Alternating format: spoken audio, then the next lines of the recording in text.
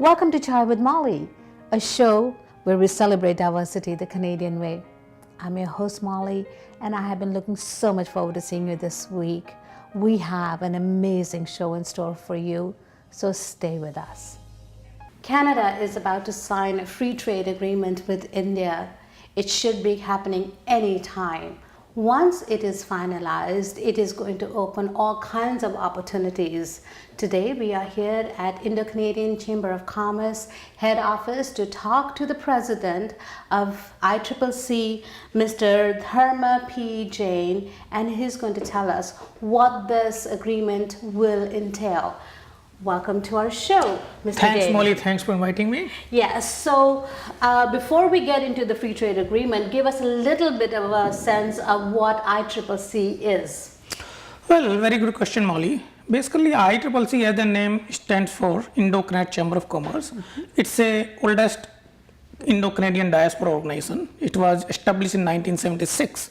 Initially, when it was established, it was a kind of social organization working on a Canadian business space, but gradually now it has evolved as a premier Indo-Canadian organization, the oldest one with the biggest diaspora. Our membership has grown to, right when it started with 3 members, to now over 250 paid members.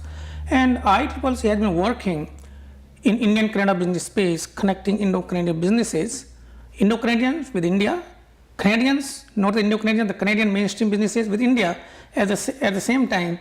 For any Indian businesses who want to start a business, want to start any kind of import, export and ties up with Canadian businesses. That's where ICCC has been doing a great work for last so many years. Okay, so now before we get into more details of the free trade agreement and what it will entail, give us a little bit of more sense of what are some of the benefits that people can have by joining your organization. Good question, Molly.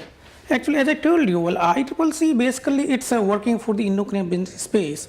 So all our members, most of the members, they are the businessmen, they are the professionals, and even you open our membership for the students, because the students, they are the leaders for tomorrow, they are the futures. So it's a great platform which provides networking opportunities. We hold almost, during a year, we hold over 100 events. All these events are, most of them are business events. These events include roundtable meetings with Canadian businesses, Canadian policymakers, even all the inward delegations coming from India. These kind of delegations comprise various ministerial visits, bureaucratic visits, where we talk on the policy matters. Okay. Just for example, say a new immigration policy comes in, often we meet with the immigration minister. It may be federal immigration minister or provincial minister, where we talk on the policy matters. Well, whether a such change in immigration policy is good or not. So we are constantly talking with all of the governments. This includes federal governments, provincial governments, and the city governments in all our efforts which we are doing to promote the trade, bilateral trade between India and Canada. All the businessmen, they have an indirect say because we are working for our members. And the members, they are the core.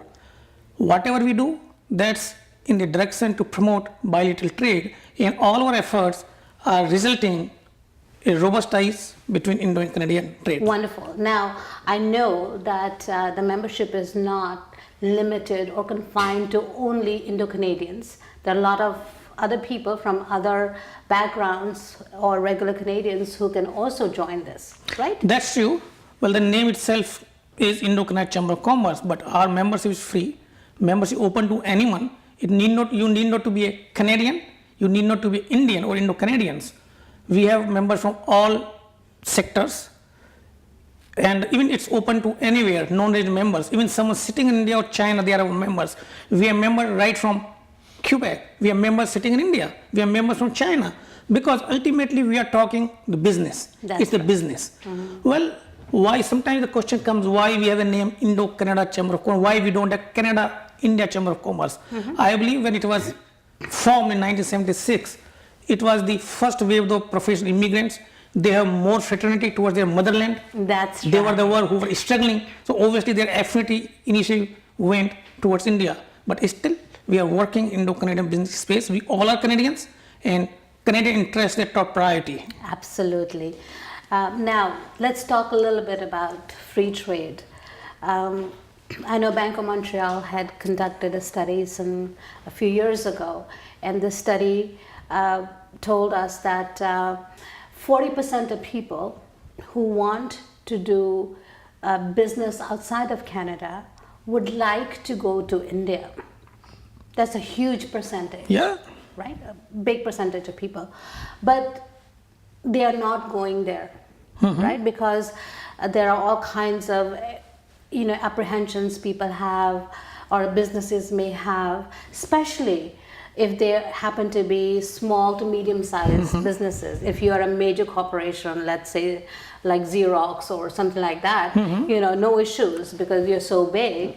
But smaller businesses, small to medium-sized businesses, they have concerns because they don't know what is on the other side. As much as they want to go and trade there, as much as they want to go and set up businesses. Now, I'm not talking about Indo-Canadians in this context. Right. I'm talking about anybody else outside of Indo-Canadians because they too want to go. That's true. Because the whole world is enamored with India, right? Exactly. As an emerging market.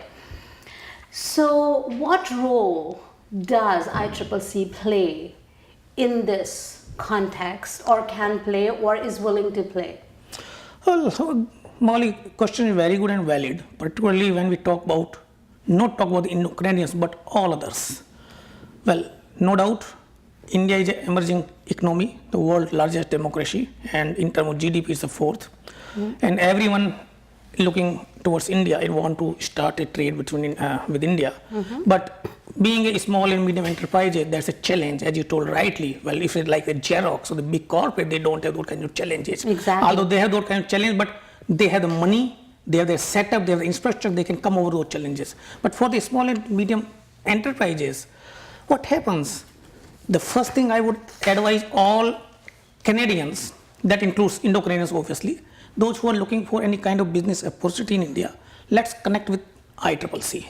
Because just by connecting, you're gonna get a free-hand information. And that's where we comes, the seminar, the symposium, the meeting we do, that's where we provide them networking opportunity. We talk about Indian economy, we talk about Indian business culture, we talk about what are the challenges you're gonna face.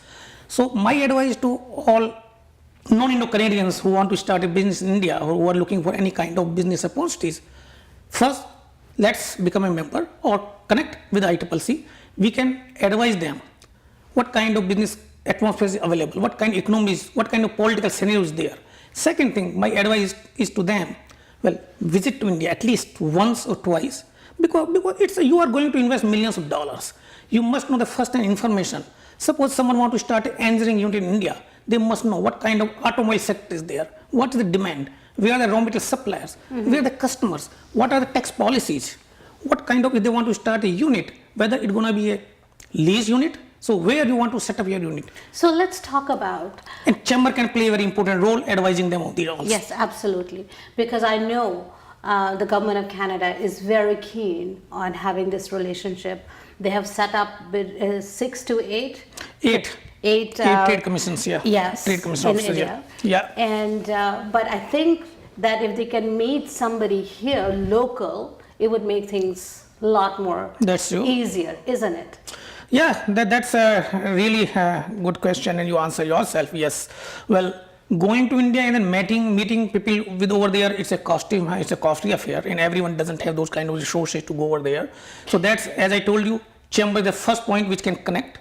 Similarly, all the trade commissioners and all the bureaucrats and the policy makers, they do visit Canada. We have a lot of delegations coming every month. Like just to give an example, in August only we have 2 delegations. One came from state of Gujarat and one came from state of Karnataka, and we hosted business dinners where we invite all our members and non-members. That's the place all those who are aspiring to be a business, aspiring to do a business with Canada, they can come. They can have a first-hand experience. They can rightly talk with face-to-face with the policymakers, with the bureaucrats, with the ministers, and can get a sense what kind of business atmosphere India offers. Okay, so now talking about some practical issues, there are people who have gone to India as business people. Yeah. We're talking about small to medium-sized businesses who have encountered all kinds of challenges, starting from even registering your corporation, Yeah. which can be quite frustrating for someone who's Canadian, because here you go on the computer and you can Yeah, register your that's corporation. true, that's true, yeah. Right? So is the Chamber of Commerce talking to the government of India to implement some of these changes that can take away this frustration? Well, definitely. Chamber, our main mission is to connect Indo-Canadian businesses, and that will help flourishing Indian business as well Canadian business, and both will trade. When we hear these kind of stories and our members, they feel these kind of experience, they share that experience to us, we raise those concerns. Whenever we meet with Indian policymakers, we raise these concerns, and we also take up these issues with the local High Commissioner office in Ottawa and local consulate office. So we become a voice. We tell them what kind of challenges our Canadian partners or Canadians are facing in India. So that's where the chamber voice was heard, and most of the states now they have single window system. Like the government of Gujarat, they have a single window system. If you are an entrepreneur, just go to that single window system, you go to the commissioner or the resident officer, you tell them what kind of industry you want to start, and you will have all the information right on one place available. You want to register in industry, you want to apply for a land, you want to apply for a license. So India is emerging toward that side. But yes, India has to go a long way. The system is becoming more conducive, and I believe now since Mr. Modi is a Prime Minister of India, things will change in every Indo-Canadians, not only Indo-Canadians. Because I represent Indo-Canada, so most of the time Indo-Canadian word automatically comes out of my mouth. But all the businessmen, doesn't matter the nationality, and they're looking for they're optimistic. Because he plans to do away with all the red tape. Exactly. This was his tweet. Exactly, I think, today or and we can see we can experience the change that coming up in last 100 days. He's been there as a Prime Minister. That's right. Now, does ICCC offer any mentorship options available to, let's say, someone who doesn't know anything about India but wants to go and establish? So are there any mentorship or partnerships that ICCC can offer or is offering? Well, there are two aspects. When you say mentorship, you are particularly asking me mentorship to someone who want to start a business in India. Well, ICCC as of today doesn't have that kind of mentorship program, but whatever I will do, all the networking events, business to business meetings, the symposiums, the meetings, seminars, I believe they provide the kind of mentors, which is indirect mentorship. They provide them opportunity because they are learning about the India and the Indo-Canadian, Indian businesses. But for the Canadians, yes, we have a mentorship program. This mentorship program mainly aimed to new immigrants and the professionals who face challenges in terms of their recognition of their qualification, local experience. So ICCC will last 4 or 5 years. Every year launch a mentorship program, and this year hopefully by the end of October we are going to launch that program. Yes, and that's a very important. Personally, what I would suggest, anyone who want any kind of information regarding India, Indian economy, Indian businesses, they can contact ICCC. ICCC staff and myself as being the president will do our best to give them the required information and help them. So you are the new president, so congratulations Thank to you. What are some of the things that you, as a member of the organization and now, of course, as the president of the organization, feel that ICCC has been able to achieve? Oh, very good question. Well, firstly, thank you. And I am proud of being a member of ICCC, and now I am leading the organization. It's I would say, I told you, it's a very prominent and eminent Indo-Canadian organization. And we have achieved a lot of milestones. If you look at the organization itself, it was started with 3 or 4 members in 1976. Then a couple of the years later, it started holding annual gala. So that was a signature event. And in this gala, we give almost 13 awards in different categories. So we recognize prominent Indo-Canadians in different categories. Our members have grown from that 3 to 4 persons to now over 1,250. In our emailing list, we have over 3,500 emailers sitting on. Any email goes from our chamber that goes to over 3,000 recipients. We closely work with federal government, provincial government, and the city governments. We participate with Indian delegations. Even Prime Minister Harper visited in 2011. Our past president, Mr. Naval Bajaj, he was one of the visitors. So whenever these kind of things are doing, well, ICCC has achieved a lot. But recent development, IEEE about its own building where we are sitting and you are taking this interview. That's it's right. 6,000 square feet building. Impressive. And I would say hardly in Ontario and GTA there are only a couple of chambers who have their own building, and that not that big huge space. All they are running out of rental buildings. This is 6,000 square feet building, close to $1.2 million property as in today. So that's one of the achievement. ICCC started from downtown Toronto. Now IEEE have coast to coast presence. We have council in 6 different provinces. Wow. Like Edmonton, Halifax, New Brunswick, Ottawa, Quebec, where we have a membership, we have the councils, they are working, they are holding a couple of events every year. So if you look at the total what we have achieved as an institution in the last 38 years, I would say I feel proud. We have achieved a lot. And IEEE started as a social diaspora organization, and now we have evolved as a business organizations. Again, we have to do a lot of things. This building, the future plans, what we think of, we are thinking to start a center of excellence, a resource center in this building only. And the what basement. What will that center do? Well, mainly it will focus on the research and how we can help growing in bilateral trade. Well, ICCC have worked on publishing some of the papers.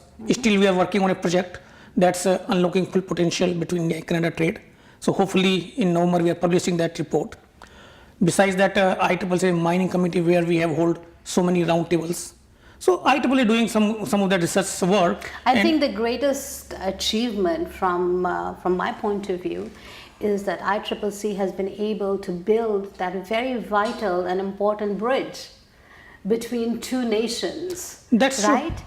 And so that's really, really important, number one. Number two, and I think it has also been able to build a bridge in the transition of the new immigrants coming, because one of the challenges that a lot of the new immigrants, including us, have faced is not being able to get your first job. That's true. That's right? true. And not being familiar with how the system works. That's right. And not having so that intimidation, that fear, and the rejection when you're told wherever you apply, even though you may be the most qualified person, you lack Canadian experience. Exactly. Right? So I know the government of Canada has done a lot and is still doing, and we are still not where we really need to be, where an immigrant with an Indian qualification can just walk into a job. That's true. Right? So, and I think that ICCC has been able to help ease that transition. That's you rightly said, Molly. Well, no doubt ICCC has worked at filling the gap and played a role of bridging this. Well, as a new immigrant, you rightly said, well, we all have gone through that kind of horror stories and that kind of experience where you are the most qualified person having decades of experience, but you are not taken in hand, say, oh, sorry, you don't have the Canadian experience.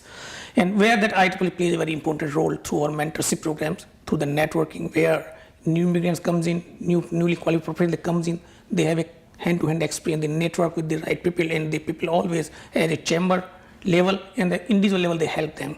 They help them connecting with the right people, they help them connecting with the right kind of, job search agencies. They help them to go to that center helps new immigrants.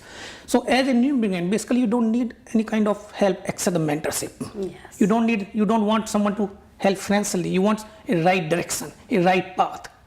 Someone you want to just hold your finger and just help you to take the first step. Because it helps. And, exactly. Right? ICCC, I believe, doing a great job.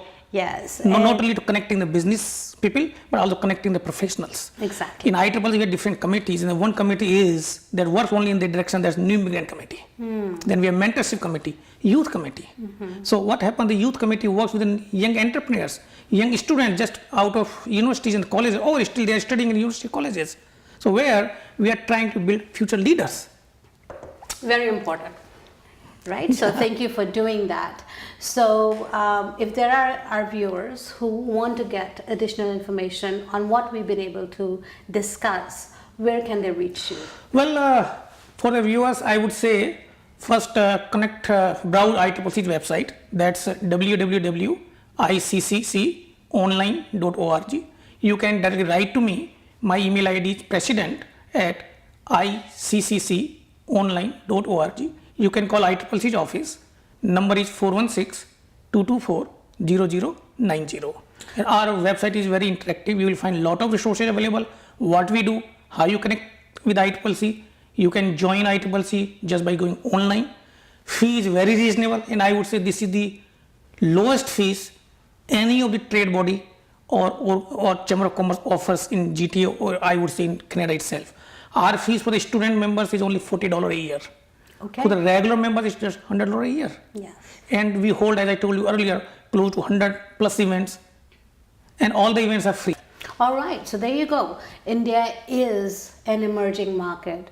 There's some very, very exciting things that are going on. So if you too are intrigued by what is happening in India or would like to explore that as a possibility, by all means, connect with ICCC. They will be more than happy to help you understand.